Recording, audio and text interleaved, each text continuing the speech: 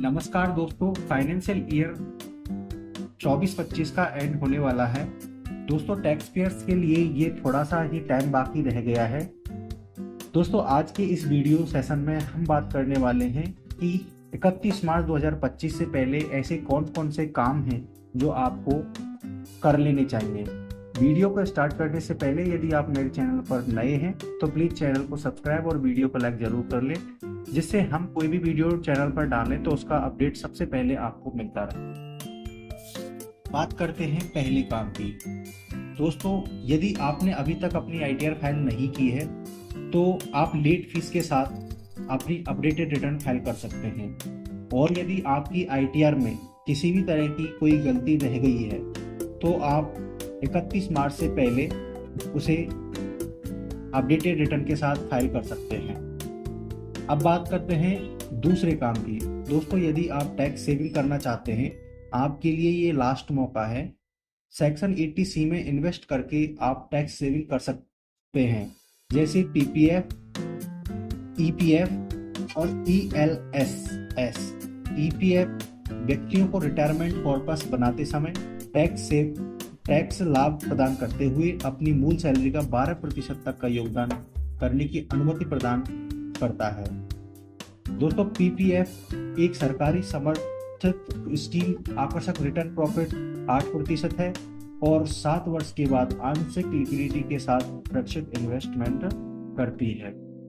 बात करते हैं ईएलएसएस की। 3 वर्ष की लॉक इन अवधि के साथ मार्केट लिक्विड रिटर्न प्रदान करता है, जिससे निवेशक टैक्स बचाते समय संभावित कैपिटल एप्रिसिएशन का लाभ उठा सकते हैं। दोस्तों, यह जो 80C है, ये सामूहिक रूप से सेक्शन 80C के तहत 1.5 लाख रुपए तक की टैक्स छूट प्रदान करता है, जिससे टैक्स योग्य आय में से टैक्स कम हो सके। दोस्तों, अब बात करते हैं हम तीसरे काम की, टीडीएस फाइलिंग प्रमाण पत्र। यदि आपका टीडीएस कटता है तो उसका सर्टिफिकेट लेना बहुत जरूरी है। दोस्तों, करदाताओं को जनवरी 2025 के विभिन्न सेक्शन के तहत किए गए टैक्स कटौतियों के लिए टीडीएस सर्टिफिकेट जारी करना होगा। विशिष्ट सीमाएं विभिन्न सेक्शन पर लागू होती है। ऐसी कौन कौन सी सेक्शन है जिन पर लागू होती है, अब वो बात करते हैं। सेक्शन 194 IA और 194 IB और 194 M के लिए टीडीएस सर्टिफिकेट जारी करना होता है। सेक्शन 194 IA, 194 IB और 194 M के तहत टैक्स कटौती के लिए चालान स्टेटमेंट फाइल भी करना है।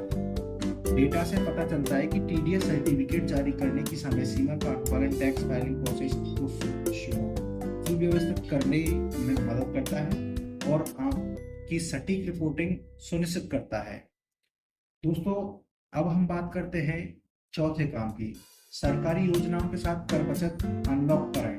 सरकारी योजनाएं जैसे senior citizen saving scheme, SCSS Sukanya Samriddhi Yojana, राष्ट्रीय पेंशन प्रणाली, टैक्स एफिशिएंसी सेविंग के लिए ऑफर एवेन्यू, सीनियर सिटीजन के लिए SCSS तैयार किया गया है, जो उच्च ब्याज दरें और टैक्स लाभ प्रदान करता है। दोस्तों, SSY का उद्देश्य लड़कियों की दीर्घकालीन फाइनेंशियल सुरक्षा के लिए माता पिता अभिभावकों का है। NPS की बात करें तो सेक्शन 80C के तहत टैक्स लाभ और सेक्शन 80CCD 1B के तहत अतिरिक्त टैक्स लाभ के लिए टैक्स लाभ के साथ रिटायरमेंट सेविंग विकल्प भी प्रदान करता है। दोस्तों, अब बात करते हैं चौथे काम की, न्यूनतम निवेश की समय सीमा।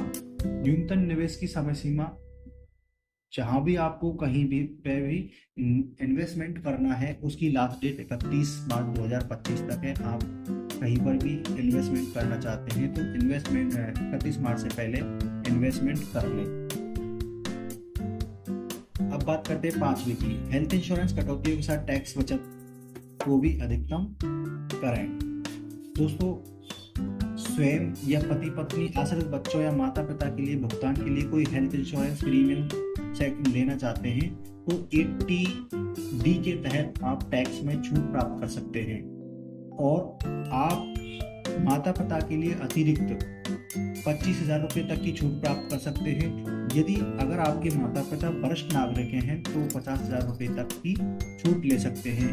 और साथ ही स्वयं और परिवार के लिए, स्वयं के लिए और परिवार के लिए 25,000 रुपये तक की छूट का क्लेम कर सकते हैं। चैरिटेबल डोनेशन के माध्यम से टैक्स बचत की सेवाएं, 6वें पॉइंट की बात करते हैं जो डोनेशन से संबंधित है।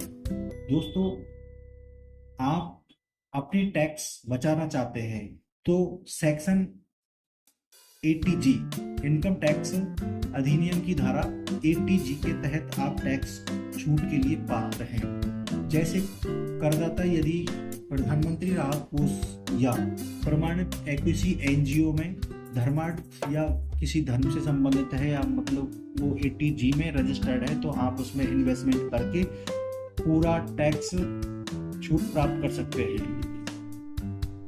अब बात करते हैं एडवांस टैक्स की। एडवांस टैक्स की लास्ट डेट जो कि 15 तारीख निकल चुकी है। अब बात करते हैं फास्टैग KYC की। दोस्तों 31 मार्च 2025 इसकी लास्ट डेट है। आप 31 मार्च 2025 से पहले अपनी फास्टैग KYC करवा लें। दोस्तों वीडियो कैसी लगी, मिलते हैं नेक्स्ट वीडियो में।